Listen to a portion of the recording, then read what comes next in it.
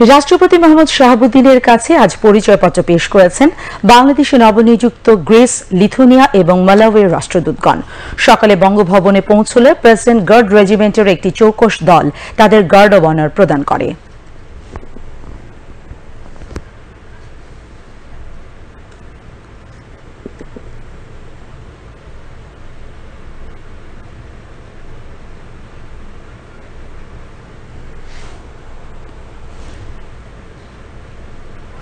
গ্রিসের রাষ্ট্রদূত আলি কিকতাসো মিতোপাওলো, লিথুনিয়ার রাষ্ট্রদূত ডায়ানা মিকেভিসিয়ান এবং মালাউইয়ের রাষ্ট্রদূত লিওনার্দো ম্যানজেজি রাষ্ট্রপতির কাছে তাদের পরিচয়পত্র পেশ করেন।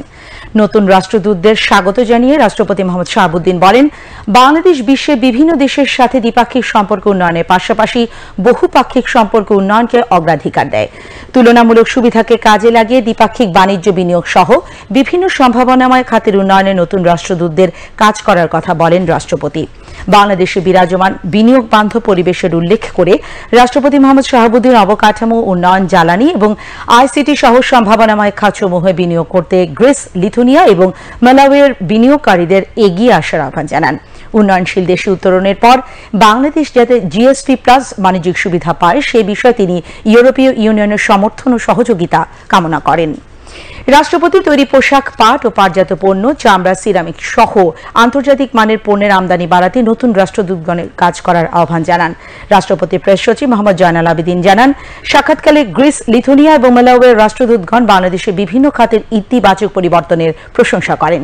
জানান, বাংলাদেশের সঙ্গে নিজ নিজ দেশের বাণিজ্য, বিনিয়োগ সহ সব ধরনের সম্পর্ক উন্নয়নে কাজ করবেন তারা।